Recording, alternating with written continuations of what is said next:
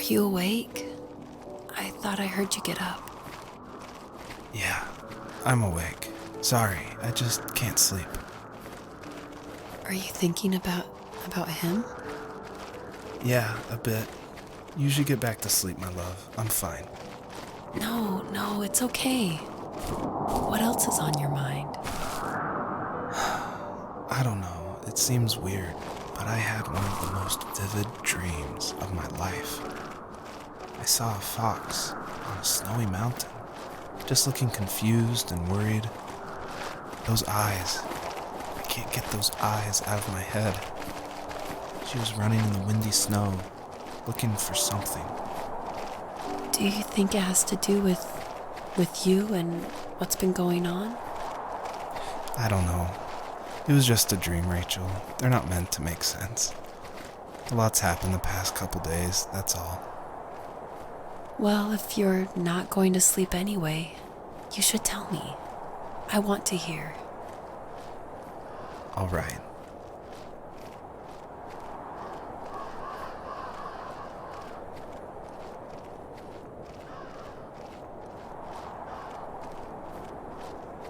So, not far from her home, she followed that path to something unexpected.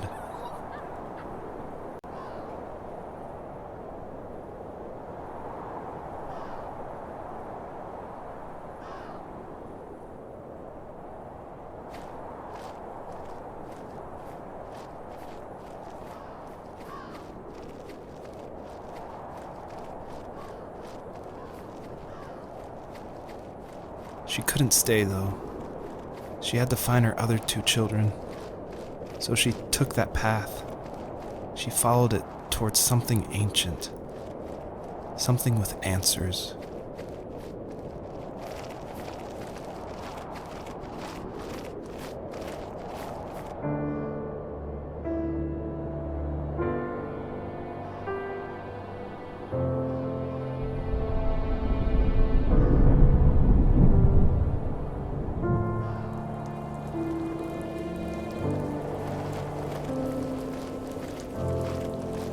The fox looked high and low, searching for any sign of her cubs.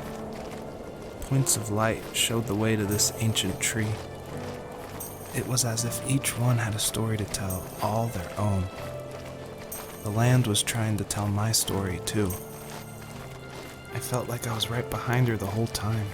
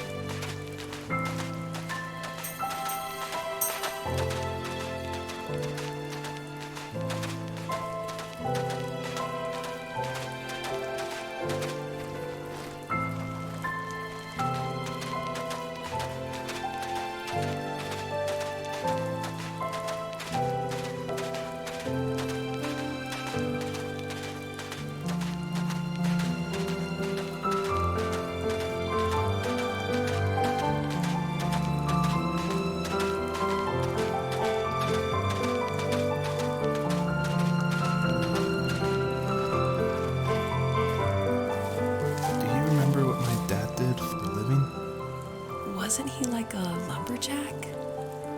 That's one way of putting it. If wood was a canvas, then a carving knife was his paintbrush.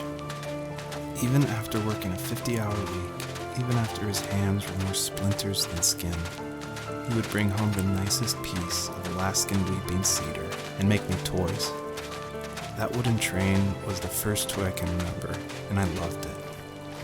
I just knew from a young age I was going to be a lumberjack, like my father.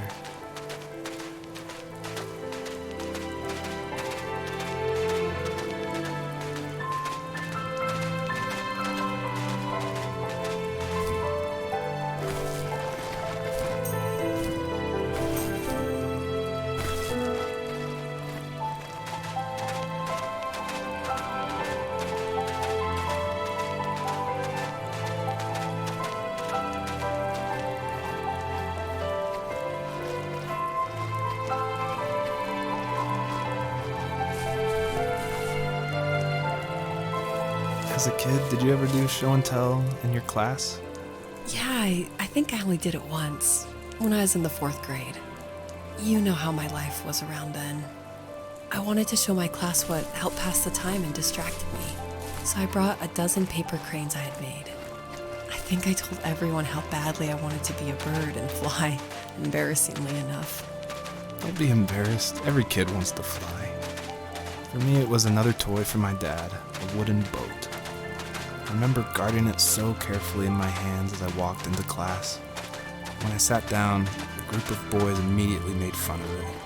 They asked which trash can I found it in, or why an ugly log was my favorite toy. When I got up, I didn't even want to tell them my dad had carved it. I said it was a joke gift my friends had given me. Kids can be so cruel. Some of them are.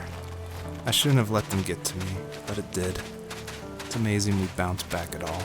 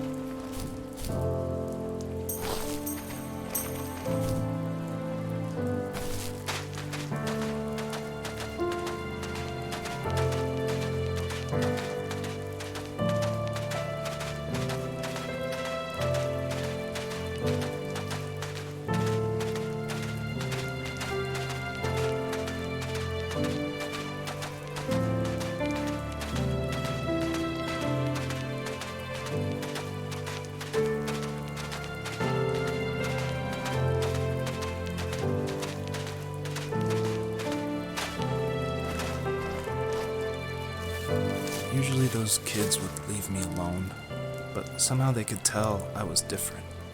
They made fun of how far away I lived. They called my dad a sourdough. I was a blabbermouth as a kid, telling my dad stories I made up for hours. But after that show and tell, I didn't tell him much anymore. He didn't know exactly what was wrong, but his best guess was that the toys he carved weren't cool enough. He carved me a tank and tried to tell me what it was like to be in a real tank as a serviceman. I didn't know your dad was in the military. Yeah, in the army. The sad thing is that I'd pretty much forgotten until just now. There's so much I still don't know about him. I'm sorry. He knows how much you love him. You're going to see him again soon and have some closure, I'm sure.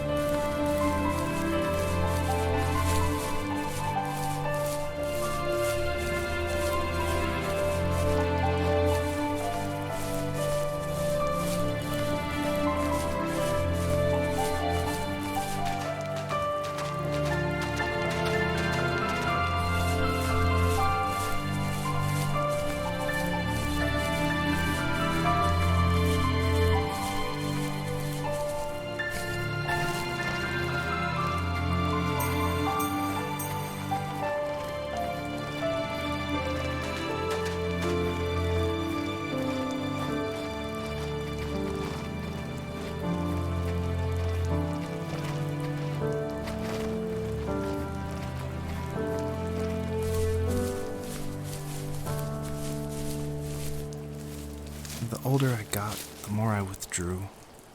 I asked myself, why talk to anybody anyway? Why bother when I'm happy by myself? I started drawing a lot, mostly animals I saw in the woods by my home. I then imagined designing my own hideouts with things like TVs and pantries full of chips and cookies. I think that idea of leaving home and drawing blueprints started my career. I found a lot of solace in that. I'm not surprised, but I did the same thing, you know? There's something special about having a place to call your own. And now look at us.